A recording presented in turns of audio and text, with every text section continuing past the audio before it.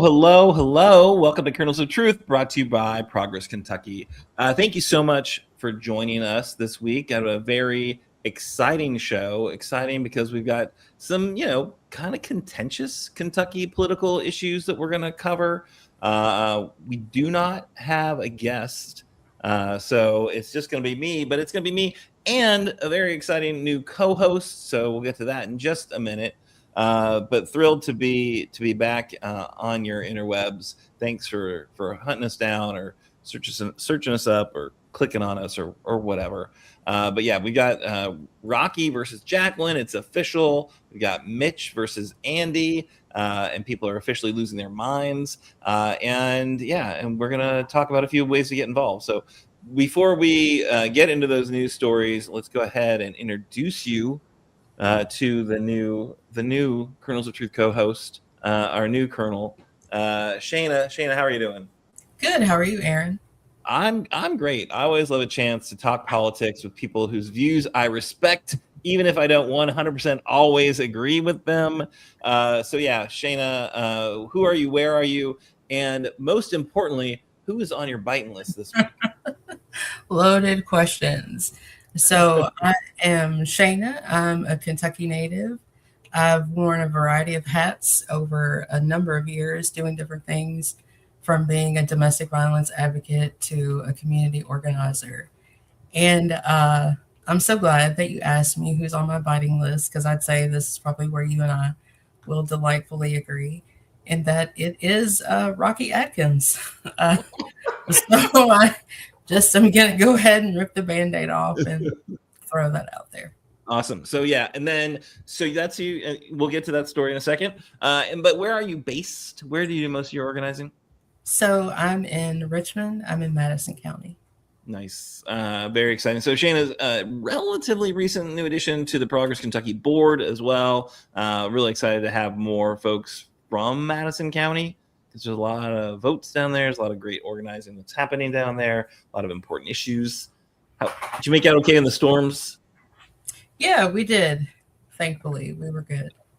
Yeah, that's good. That's important. So, and I'm Aaron, coming to you from Lexington, as you probably know. And on my Bitin list this week, I am putting the other 98% on my Bitin list. If you follow them on Facebook or on the socials somewhere, mostly good, liberal, progressive group, like the other 98% being like we're aligned against the 2% that, have all the money and power. But this time they've gone a little off the rails. And I'm excited to call them out a little bit in the news of the week when we get to that. So first off, though, I want to just talk a little bit about how important it is that we all do what we can in the next 103 days. This is really important, folks. We've got 103 days until November 3rd. We've got a lot of work to do, and it's really important that people pitch in kind of wherever and however they can.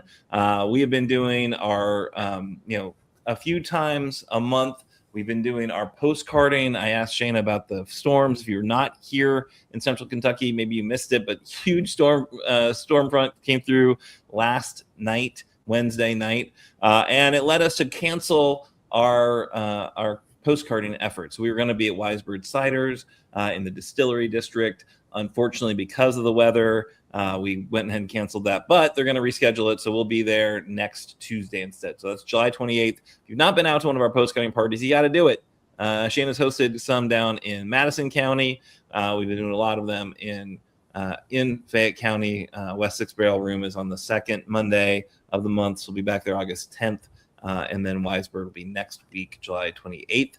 Again, what we're doing is getting postcards to a bunch of voters who don't tend to show up in the midterm elections. The reason I think it's really important is because if we just kind of run the same playbook for a competitive race for the 6th district, we are going to lose because that's what happened. The last time this was a competitive race, which was the first Trump midterm, and that was a race that Amy McGrath had more money than the Pope, I think, and was, and I don't know that Zach Dembo's campaign has taken fire the same way that Amy has in terms of the ability to fundraise. So I think it's equally competitive on a lot of reasons, a lot of the structure, but then there's some stuff that's different, right? So this district is a little bit different. It's been redrawn to take out Franklin County, which was another district that, though competitive, the Democrats could win. So this is gonna, it's gonna be harder on a lot of levels. I think there's more people who are pissed off about Trump than even the first midterm, but really important that we engage voters who are a little bit more checked out of politics. These are not people that are seeking out kernels of truth online. These are folks who are likely avoiding all conversations that such that we are having here on Kernels of Truth. So really important that folks show up. I hope you'll join us at Wise Bird on Tuesday, the 28th.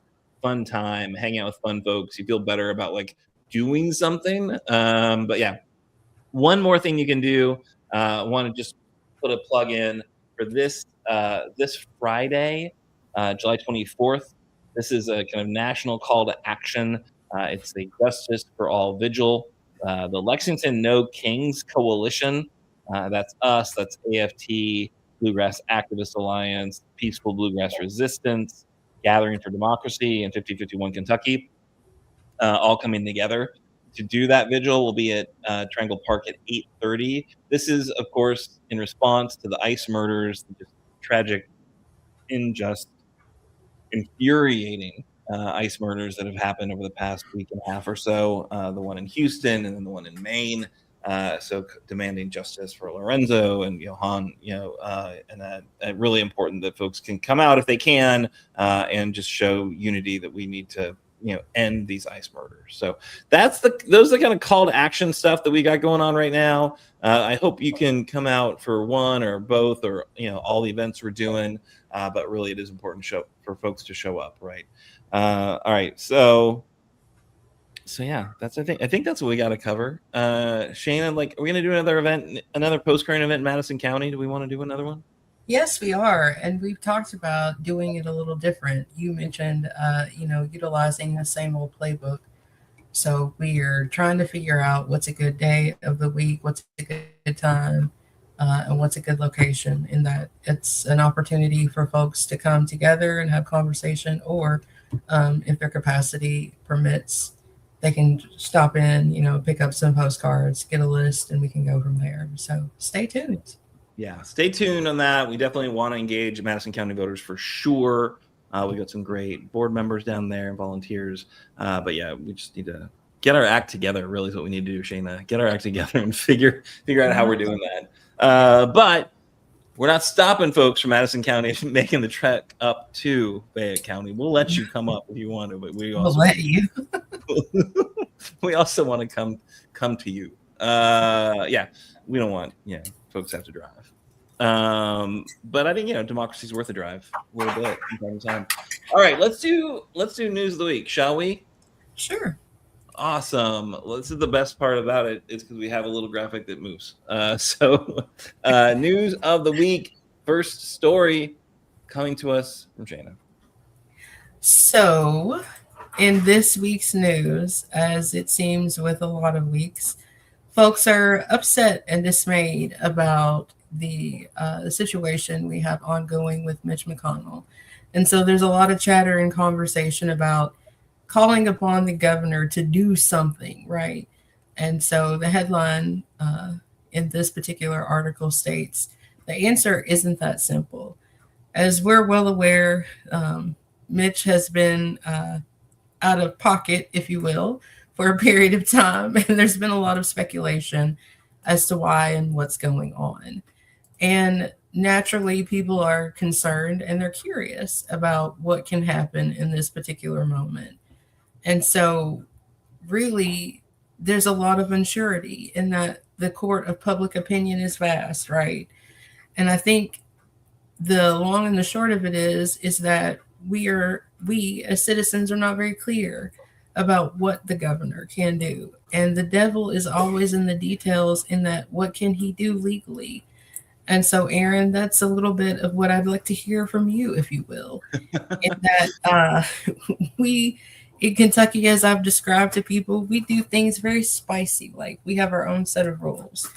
And so what you would think could happen in this situation is not necessarily what's possible, if you will. So there's a lot of legalities and there's a lot of particulars and there's a lot of details that prevent the governor from acting the way in which the general public thinks that he should. What are your thoughts about that? Yeah, this is one we kind of keep coming back to because we kind of have to, because it just won't go away in terms of a news story, right? And I think as we've discussed in the past, like Andy's constrained by state law. There are some that say, well, the state constitution says he gets to appoint somebody to serve out the remainder of the term, but then the state legislature passed laws that said, no, actually, there has to be a special election to serve out the remainder of any sort of unexpired term. The other like wrinkle here is that Mitch isn't dead, right? So that's where people are like, oh no, but he is, because clearly that photo, that proof of life photo was photoshopped and whatever. I'm like, I don't know. Like legitimate news entities have covered it and said this is real, right? So I'm like, who am I to say? Yeah, it would be better if he just like called in to Morning Joe or like the 5, did something to just, hey, yeah, I'm alive. Here's my 30-second video of me and Elaine. But he hasn't done that because, he probably doesn't know how to take video on his phone.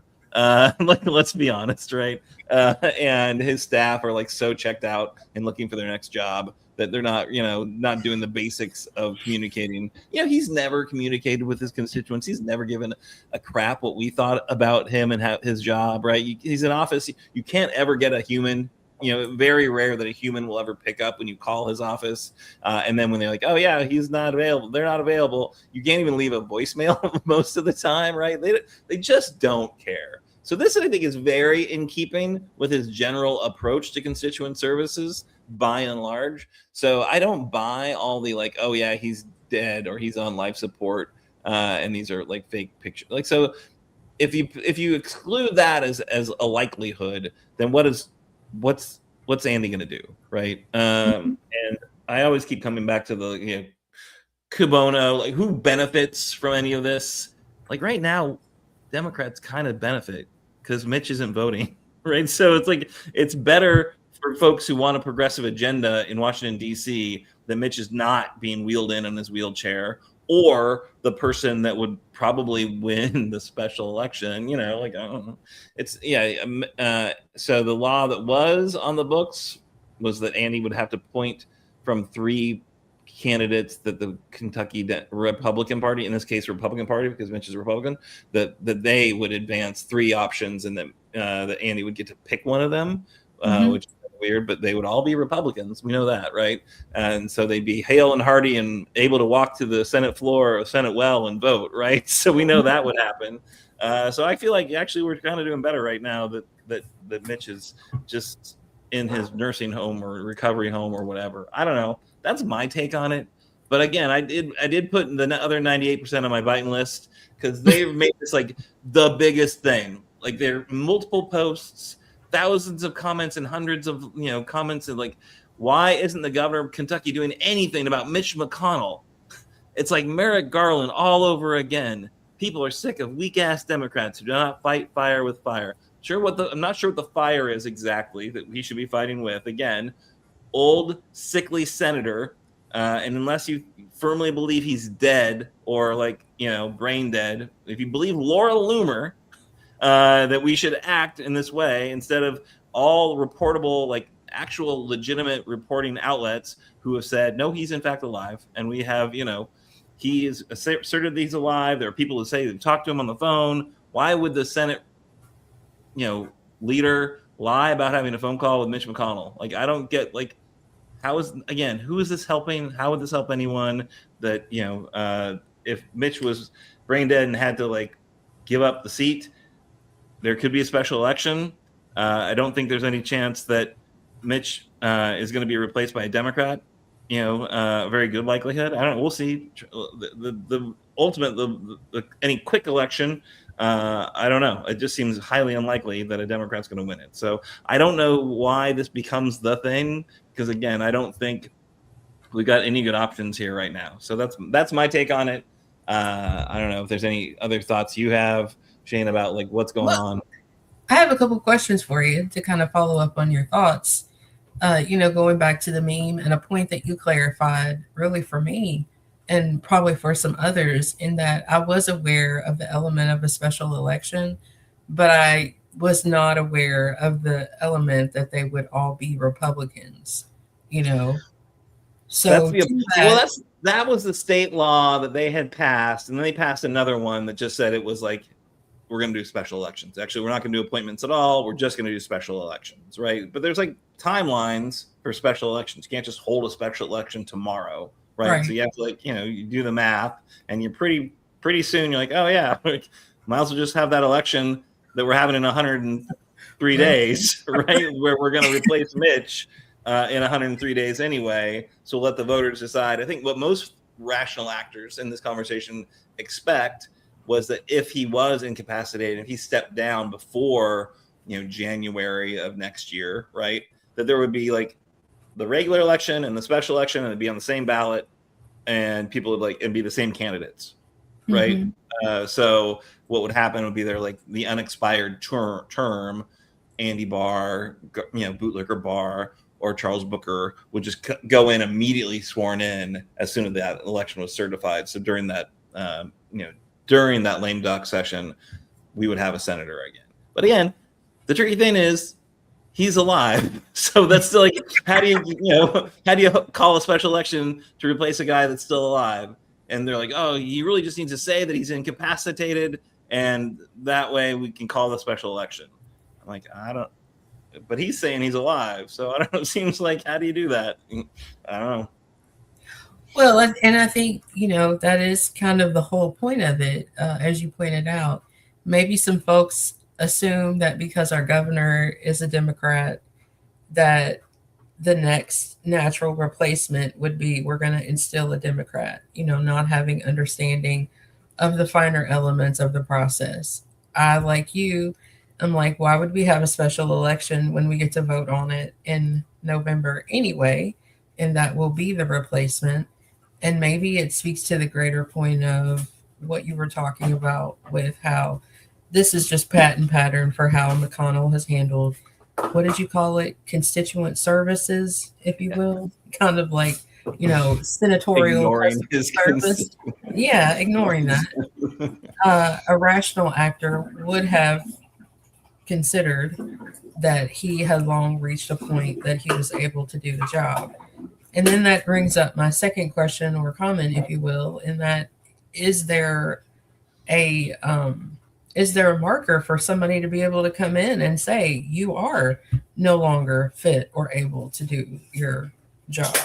Or are we just in this limbo that we discussed where we're waiting and people are mad at the governor for not doing more, even though he can't do more? Yeah, but I find it very interesting that this is becoming Andy's, kind of one more opportunity to be on the national stage, which is like dealing with Mitch McConnell's being horribly not forthcoming about his health and about his issues and about, his ability to serve. Yeah. And obviously I think the right thing is for us to get some, I don't know, democratic reforms, some age limits, like, hey, yeah, you're 75 years old, you don't get to run again. If you're 70 years old, maybe like pilots, right? They forced in retirement. You're just not being funny, but what age do we require senior citizens to retest for a driver's license? In that we have different standards, if you will, for certain things, except for maybe this is, a good example of how we need to revisit that. Maybe. Yeah. And I mean, clearly these guys and this is not obviously just Republicans or Democrats that have held on way too long. Biden, obviously, I think was somebody that, every, as we say, rational actor could see with their own eyes, oh, this guy is lost a step and is really not representing us to the best, of his, of what we expect, right? The best. We want the best representing us. These are the 100 most powerful people, are in the Senate. We should get the best 100 people to be in the Senate representing us. And I feel or at least the person who's able to do their job. That know. seems like at a minimum. Hale and Very. Hardy is not where we are with Mitch. It's like 3 years ago that his first like freezing episodes happened. We talked earlier about intros, and you said I didn't have to mention my age, but I just think for a point of reference, he's been in office since I was 10. I'll be 51 in November. So Yeah, I think, been there. and I don't want to sound crass, but yeah. Yeah. All right. Well, again, 98%. Go find other political fights to wage. I don't think Andy's being weak by not asserting powers he doesn't have to replace a guy who isn't dead. Just That's a sound bite. All right. So we have another story. I'm going to bring you a story. This is the story that we kind of covered a little bit last week too, because I think it was pretty clear that Rocky was officially entering the governor's race. But he did have his event. He was at the Borough last week. Nope, not last week. Yesterday. He was at the Borough yesterday. We were going to be right across the street in the Manchester Distillery District with our postcarding event. But our postcarding event started a couple hours later. And between his event starting and our event starting, scary storms came through. So we did not go. I was not at his event because, again, I was figuring out what the heck we were going to do about our event. But I heard it was a lot of folks there. People are really excited about it. And so it's official. He is banking on his public. This is a story from the Herald Leader. Rocky Adkins banking on his public service experience and relationships to win the 2027 race for Kentucky governor. So we announced Tuesday morning, and that means that we have got a contested primary. And he told reporters at his launch event in Lexington, he's built the reputation it takes to win a statewide race. We're going to work hard, Atkins said. We're going to run a good, clean campaign. We're going to talk about our vision for Kentucky and how to build a better Kentucky. More than 100 people down at the Borough to hear his announcement. Told the crowd he would be in the trenches with every single Kentuckian across the state if elected as governor. And then he's got a pretty snazzy launch video. So clearly he's got some money. I don't think he's ever had a hard time fundraising, but saying as governor, he would support fully funding public education, fight for an affordable healthcare system, and answer to the people of Kentucky. He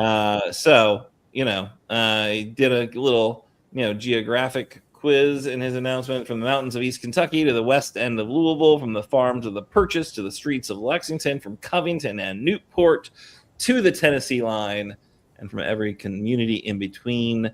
You are not alone in this fight anymore. It's a lot about fighting. It's all about fighting. So I thought there'd be more basketball references, But interesting, he left the Beshear campaign, the administration, where he'd served since like day one, right? And then he was immediately, after leaving, appointed to the state fair board, which has been a political fight a little bit. Adkins said during his tenure as senior advisor, he learned the governor is the last line of defense for the state. Kind of. Let me make something really clear. The protection is only as strong as the person sitting behind the desk, Adkins said. The question is not just who comes next. It's whether the next governor is a fighter for you. Again, fighting. Someone who's taken these fights on before and won them, who has the experience and know-how, and who is the backbone to keep winning them when it really matters. Jim Gray opened the Atkins event, gave a speech, said that Atkins was there every step of the way during recovery from West Kentucky tornadoes and Eastern Kentucky floods. Didn't leave it after the floods and after the tornadoes. He stayed with it. He was in the room with the whole idea of the high mountaintop removal projects, high ground communities were first conceived with Governor Beshear. He had the ideas and he implemented those ideas. Obviously, Atkins, long-term, political figure here. He was in the House of Representatives from 1987 to 2019. Democrats' floor leader for much of that time. And he's all about working with Republicans and Democrats to deliver clean water for families who've never had it, new schools, better roads, good jobs, places everyone else has given up on, Atkins said. So yeah, he's immediately a legitimate, serious candidate, but he is not the first serious candidate. He is the second. So Lieutenant Governor Jacqueline Coleman announced in April. Obviously, with the administration, they both work very closely with Governor Beshear. So it's very interesting that they're both running. And, he's also run before, right? So he ran against, we talk about this a lot. He ran against ultimately Governor Beshear, and then Adam Edlin, right? So that was a pretty, three-way race, a lot of resources, serious campaigns run all the way around, and Andy won it. And then they all kind of, Rocky came immediately together and worked to help Andy win the race, and then came right in there. So at any rate, it's a big deal. The Republican Party of Kentucky doesn't like him, apparently. They said Adkins has been Beshear's errand boy, and he belongs to a Democratic Party that no longer exists. This is a good quote. His campaign will be the final chapter in the myth of the so-called moderate Kentucky Democrat, the Republican Party of Kentucky said. He's already flip-flopping on the very issues he once championed because he knows today's Democratic primary demands it. Atkins told reporters he considers himself a moderate and common sense kind of guy. He thinks his style fits Kentucky well. And he says he can work with the Republican supermajority. And because he's been in the annex, he's been in the Kentucky House, working in the arena that can move agendas forward. So that's interesting that he thinks he can. Because I don't know. I don't really think that Governor Beshear did. And I'm pretty confident that Rocky was in that administration. So whatever magic he thinks he's going to be able to work with the Republican super duper majority, I'll be interested to hear that. Anyway, so yeah, so this is, here it is. You got a very legitimate candidate announced earlier. You got Rocky announcing as well. I personally, like, come on in. Let's hear who's got the best ideas, who's got the best vision for Kentucky. And I think democracy is a good thing. But but I don't know. You see that? Yeah, you put Rocky on your Bitin list, Shana. Why is Rocky not worth? Why shouldn't he have a chance to run for this office again? He should have a chance to run for to run for office. What I would like to see as a Kentuckian, as a Democrat, is that the Democrats could come together and support the one good candidate that was already there, right? Mm-hmm. As in, if the lieutenant governor announced was already running out there, building momentum, doing all of the things. And I will have to say that as a woman, I am tired of just seeing the same pattern of who can be in charge in terms of leadership. For some people, it may not be that deep, but it is that deep for me because as a woman and as a Black woman, feel still very strongly about where we're at in the present day because of choices that we've not made or choices that we've made to not elect and support women who are qualified to lead. So there's that. It's not that he's not qualified. It's not that he doesn't have a long, extensive history. Again, I can tell you where I was in 1987 compared to, where he was in 1987, right? And to point that out, in that even as an older person, I recognize that there is my time and my place. And maybe this time and this place of where we're at to get where we need to be, some of us older folks, more mature folks, need to take a background seat and support individuals that are younger or individuals that are different or candidates that are different. So it's my bone of contention with the Democratic Party that we've done this a lot. We shove all of the really great people out there to fight against one another instead of banding together to support each other so that we can advance and get ahead in that way. So I don't want it. He's not on my biting list because I think he's a bad person. He's just on my biting list because he represents the thing that I, as a woman, am systemically fatigued with, in that the face of politics and the face of leadership, it is just men, and primarily it is white men. Well, as a white man, let me say, I feel that. I hear that. I don't dispute that. Yeah, we need to have leaders of different shades and different genders. It's astounding to me that we spent a little time memorializing Martha Lane Collins on this show, right? That we have not had another woman governor since then, and it's been a minute, right? So we still haven't had a woman president, right? So I get we need better, more representative leaders. And he's old too, right? Well, he is old in that, I'm old, you're old. There are some of us, we're just old, and there are things that we don't know. And maybe it is conjecture, but maybe, you mentioned postcarding, and we talk about the folks that we're sending postcards to. And the ages, they vary. They're old, they're young, they're in the middle. So, what is it that's lacking in terms of their engagement, their participation? Is it the candidate? Is it the issue? Is it the topics? I don't know. I just know that given where I'm at and the people that I talk to and the people that I see, there is this momentum that is building in that we talk about being progressive, but yet we're not, and that we still adhere to the same standards of the past. How do we get to where we deserve to be if we keep doing the same thing? I think it was mentioned either in the other article or something. It's the same playbook. And it's the same playbook in terms of the party, it seems. We kind of are fighting amongst ourselves instead of doing all of those things.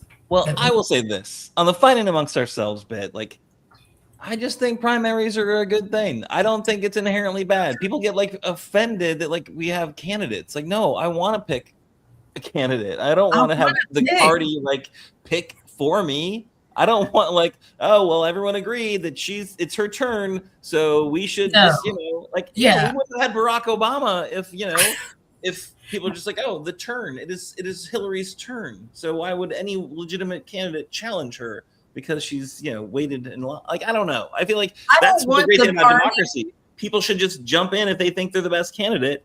People should jump in if they think they're the best candidate. And again, my view of this is prefaced by who I am, but I think it's funny at this point in our frail democracy that we think we have options to be able to pick like this, right? I don't want the party to pick, but I also think that there is a stark contrast between the Republican Party and the Democratic Party. And in some ways, they are better aligned with one another, that kind of infighting. What I would like is not for the party to pick, and it's not that it's someone's birthright or that it's their turn, in that when you have a qualified, capable candidate who can do the thing, have a conversation amongst yourselves, right to that point, in the spirit of democracy. Because on my side, it makes me nervous that we keep splitting the vote within the Democratic Party, that we keep asking people to make those hardline choices between those two candidates. And that, are we sure that in the end we're going to get the candidate that's best going to, put us in the position to be empowered, if you will? I don't know. Yeah. I don't know. I bristle at the concept of splitting the vote because we have those dumb closed. We have those dumb closed primaries in Kentucky, right? Where the fastest growing political bloc, which are independents and unaffiliated, don't actually get to pick who's going to be ultimately on the ballot, right? But I am a Democrat under duress, and I am registered as such, and I will pick. But it's not splitting the vote, because then we get the general election and everyone gets to pick. Everyone gets to pick then. So the splitting of the vote, that's I don't see that. I mean, it's a primary, and again, there's people who made the claim oh, we shouldn't be wasting our political resources by a contested primary. It's well, are we wasting resources? Or are people just showing whether they've got the fundraising chops they're going to need to have to run a legitimate campaign twice, so I think political donations are kind of a renewable resource, and I don't make big ones because my wife sees how I spend money, so they're not big, they're modest, and I'm okay making a couple $50 contributions before before the thing's over. And then the people who spend a lot of money, like I think they got to be cajoled and convinced, and they'll probably pick up the phone the second time, especially if the person they liked the first time didn't win. So I don't know. I see that it's a little weird that those two spent a lot of time together in Andy's orbit and couldn't figure out like who was the right one to run, right? And I think that's indicative of where we're at in this moment. And I'll say that, I like predictability to a degree, in that I will read the last chapter of a book. If I commit myself to a relationship with a character, I want to know what happens before I get to the end, right? So that's where I'm sitting at on this side.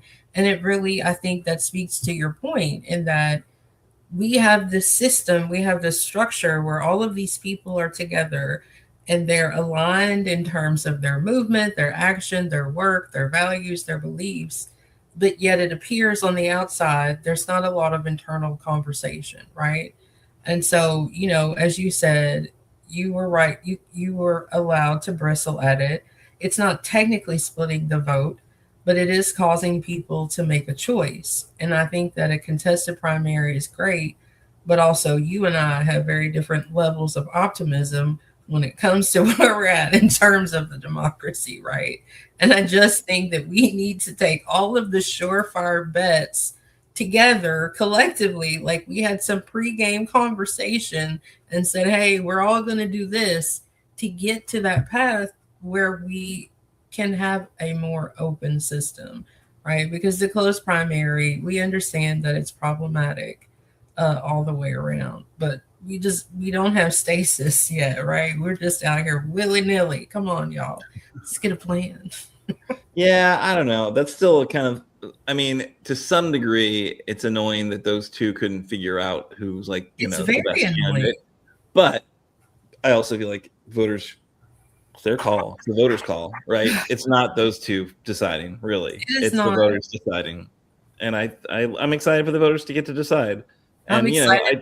We're excited that the voters get to decide.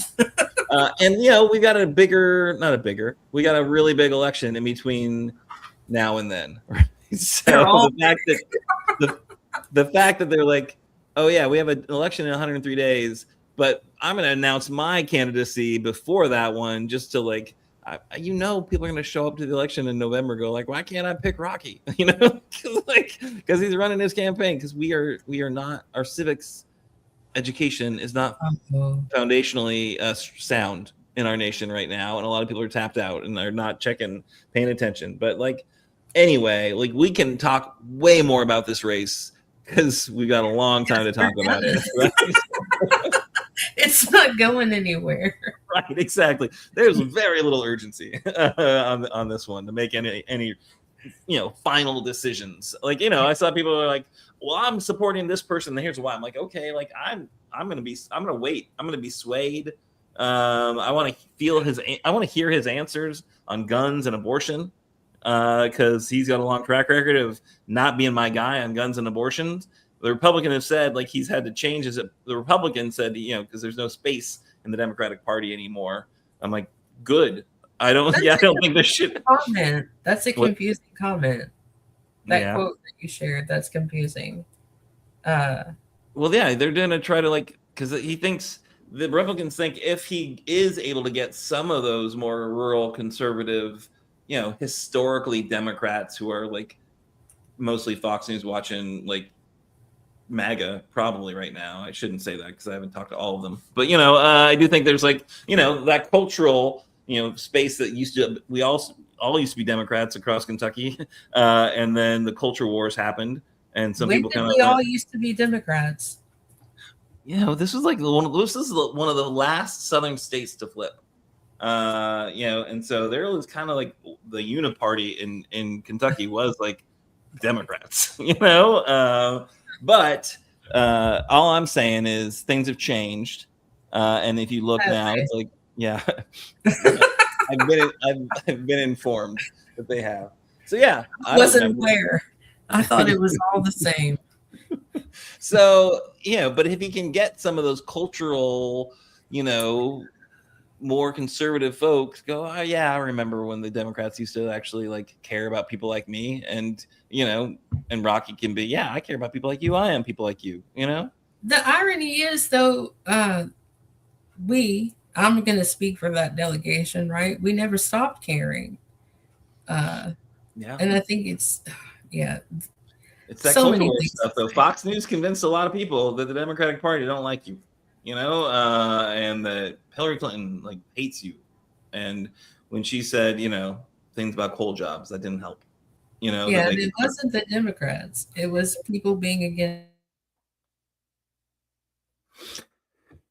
All right. So I think you have frozen. Appalachians, but oh no. You froze a little bit, unfortunately, at a time that I think you were saying good things about. No, I was just saying that, it wasn't the Democrats. It was people who were opposed to Appalachians.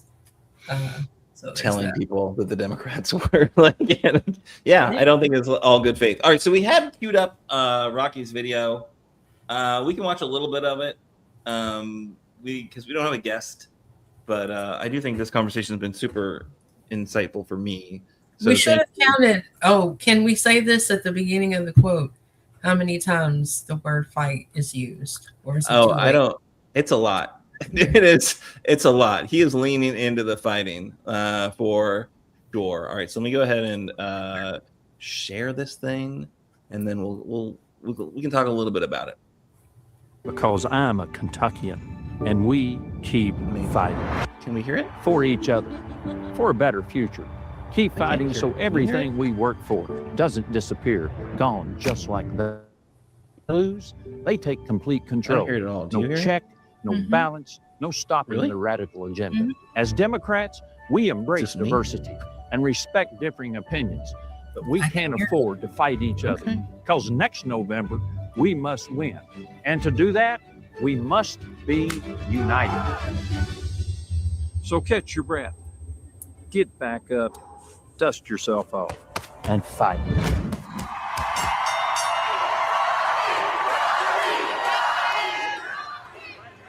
Join me in this fight for Kentucky's future.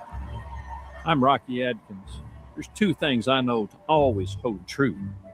You keep fighting, and I'll keep fighting for you.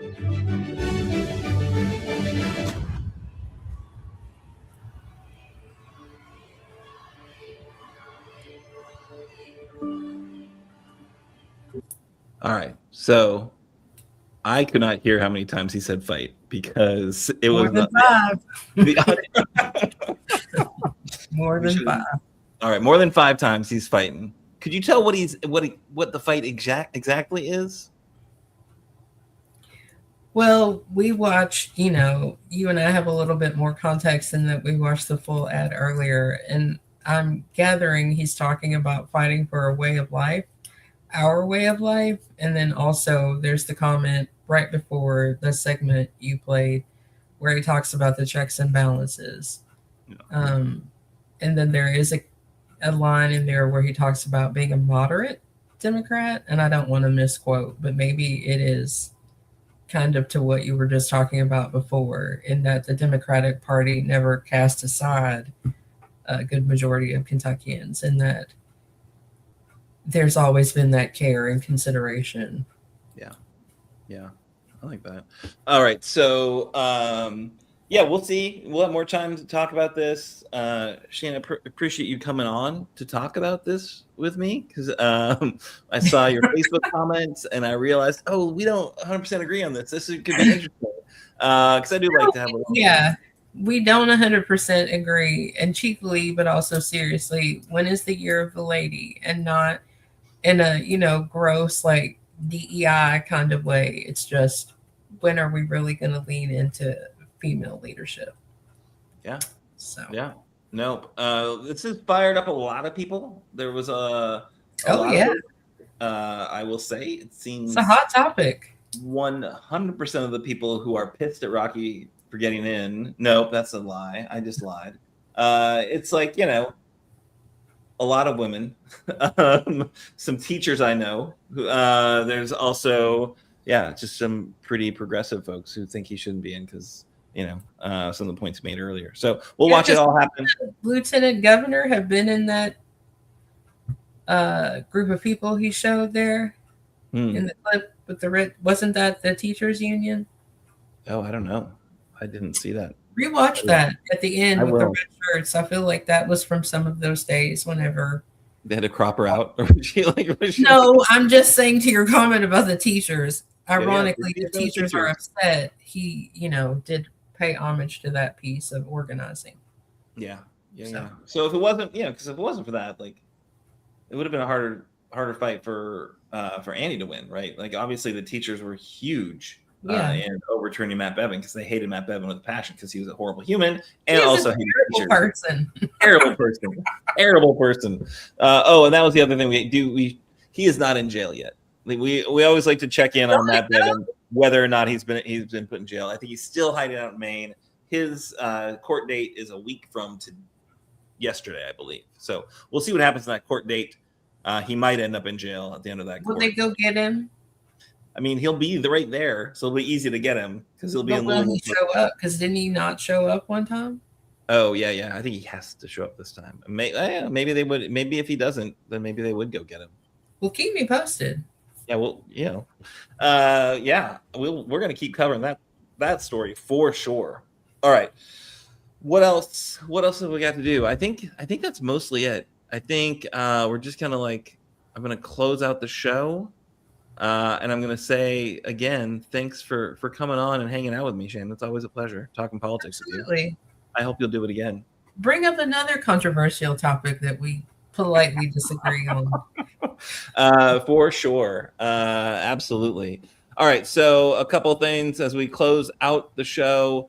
The most important thing is the Progress Kentucky is it's not the most important thing. That's a lie. I just couldn't remember what I was supposed to say. Progress Kentucky is a nonprofit organization. We are registered with the Kentucky Secretary of State. We are organized as a 501c4. We are an affiliate of the Indivisible Project. Also, Common Ground Kentucky Action. Proud to be a part of that network. And we're also proud members of the Forward Kentucky Network.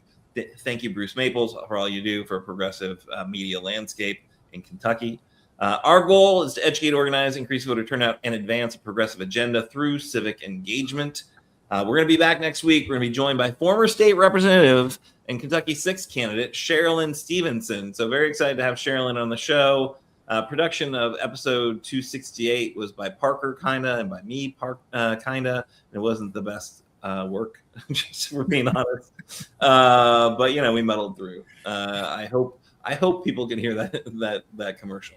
Nate Orshan wrote and performed our theme song. You can find out more information and music at natosongs.com. Watch that space because he's got a song for Zach that he is brewing up right now, which I think you're going to like.